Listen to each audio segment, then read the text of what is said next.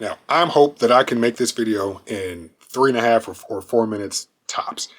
The other day I was watching Sam. I'll put the name of the channel on the screen because I always forget it. But he's a funny guy. His videos are funny. But this particular one, he was repairing the battery in his wife's MacBook. Now it's an older MacBook, 12-inch screen, I believe, is the one that he wanted. Yeah, the single USB-C port, the first Mac to have a USB-C port. But watch the video. I will make sure to include a link to the video. But my issue, not with him, because he did exactly what he should have done. But my issue with Apple is the fact that they continue to glue batteries into their devices. And you might say, oh, well, that one is so thin that, adding screws wouldn't have been a good idea. Oh, fine. For that one, even though I know you can still find a way to add screws, I'm 100% confident that if you design it the way that you want it to, you can design it to have screws. But if we look at the 14 and 16-inch MacBook Pros, those things are super thick and more than thick enough to accommodate batteries that are easily removable.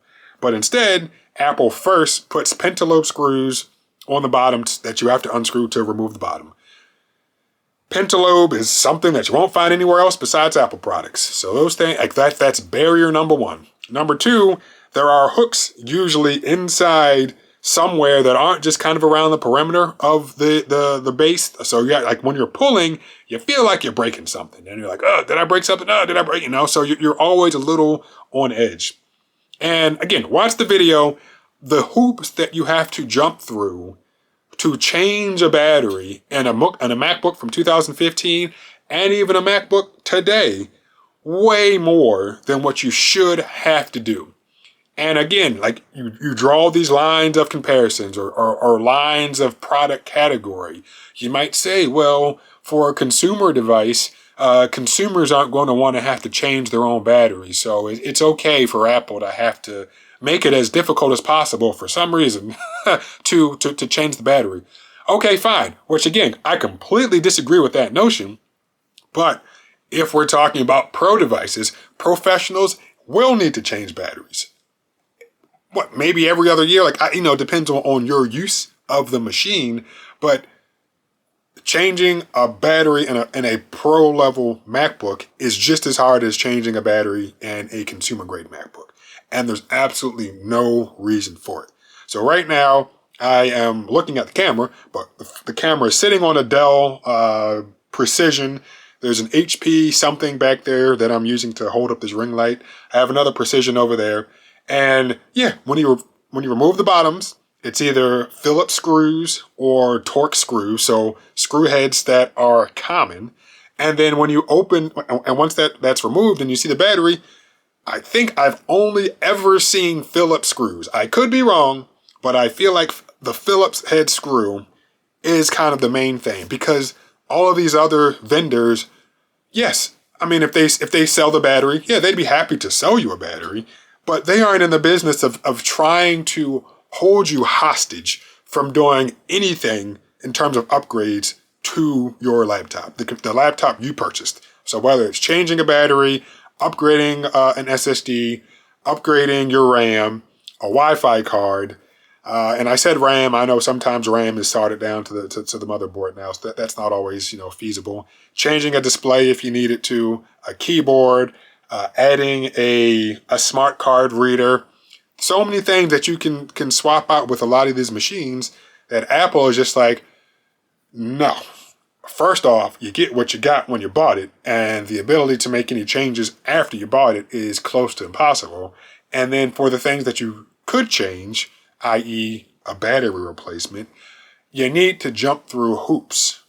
We're talking pentalobe screws, ripping off the bottom. I think sometimes you have to remove the touchpad. It looks like he took out, I think like the whole motherboard came out. Like there were so many things that he needed to remove in order to get out the battery. And then even getting the battery out was hard because of the amount of glue that Apple put on the back of the battery or the underside of the metal, whatever. All this to say, the reason that I harp on Apple, and I know other people do, but I also know a lot of people just give them passes and will continue just, well, have you thought? Yes, I've thought about it countless ways, And I come to the same conclusion. Apple is evil sometimes. Like that. Like, I get you can make money without holding us hostage. Okay? You can make money off the sale of the laptop.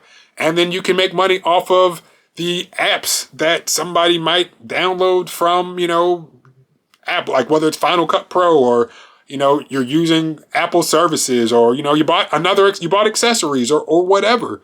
But if I need to change the battery, I shouldn't have to risk killing my machine to do it.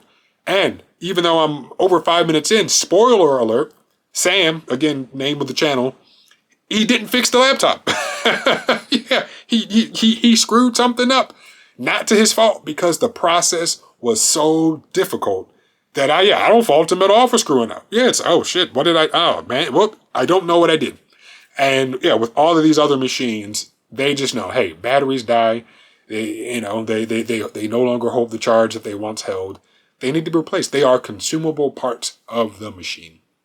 So instead of us gluing everything in place, and, that's not to say that these cell phone vendors, could improve upon some stuff. But for laptops that are as thick as they are, there's no reason that there shouldn't just be screws holding down the batteries.